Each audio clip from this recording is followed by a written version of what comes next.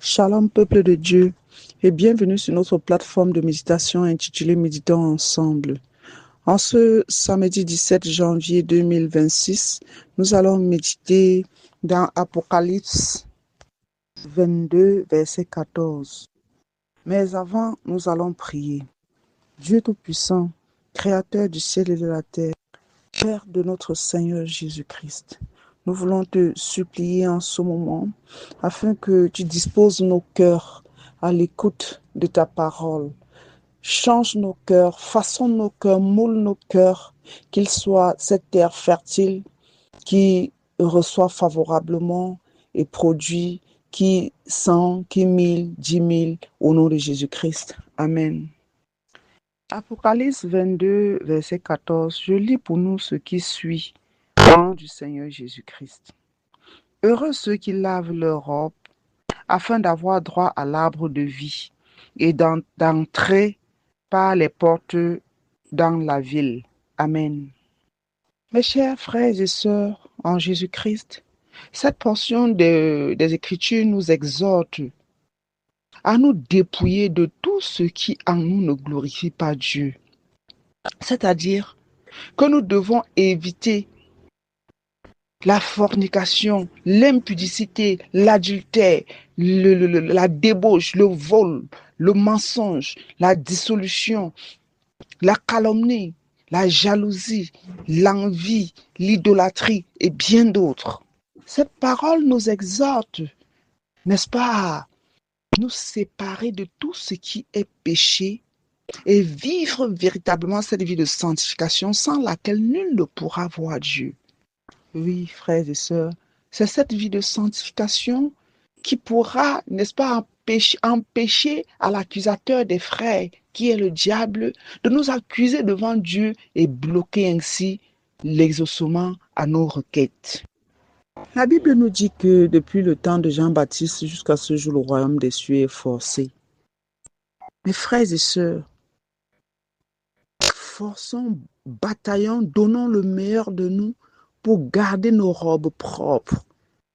Dépouillons-nous de tout ce qui apporte des taches à nos robes. Dépouillons-nous complètement. Ne soyons pas de ceux-là qui pratiquent le péché. Il est certes vrai, en tant qu'enfants de Dieu, nous pouvons pécher. Nous péchons d'ailleurs chaque jour. Oui, mais ne soyons pas de ceux-là qui pratiquent le péché. Que le péché soit une surprise pour nous. Qu'il arrive de manière inattendue. Oui, c'est le cas pour les enfants de Dieu. Ne soyons pas comme des mondains qui sont conscients du péché, mais s'engagent véritablement à le pratiquer. Oui, si tu sais que tuer est une mauvaise chose, tu médites d'aller tuer autrui et tu t'engages, tu prends le couteau, l'Esprit de Dieu, le Saint-Esprit te dit ne le fais pas, tu t'engages à aller le faire, bien-aimé, tu fais partie de ceux-là qui pratiquent le péché. Alors, cessons de pratiquer le péché, menons une vie de sanctification afin que le Seigneur, notre Père, soit glorifié. Au nom de Jésus-Christ. Amen. Bien-aimés, comme nous avons commencé depuis lundi, nous sommes toujours dans les opportunités, la prière pour les opportunités d'affaires. Aujourd'hui, nous allons prier une fois de plus. Seigneur notre Dieu, Dieu de grâce, Dieu de bonté,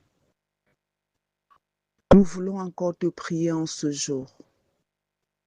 Afin, Seigneur, que tu éloignes, Seigneur, pour nous, tu brises pour nous toutes ces barrières que l'ennemi a érigées à cause de l'état de nos cœurs, à cause de nos péchés. Papa, nous voulons te demander pardon pour tout. Pardon pour nos fautes, pardon pour nos manquements, pardon Seigneur pour tout ce que nous avons fait, Père, qui a créé la séparation entre nous et toi et qui donne ainsi l'opportunité à l'ennemi d'empêcher que tes grâces et tes bénédictions descendent sur nous. Nous te supplions, ô Éternel, afin que tu renverses par ton autorité Seigneur, toutes ces barrières, tous ces murs que l'ennemi a érigés pour nous empêcher de toucher véritablement la manifestation de ta grandeur et de ta puissance dans nos affaires au nom de Jésus-Christ. Amen. Bien-aimé, si ce contenu t'a intéressé, nous te prions de bien vouloir partager, t'abonner, liker. Et à demain, s'il plaît à Dieu, pour une nouvelle édition. Shalom.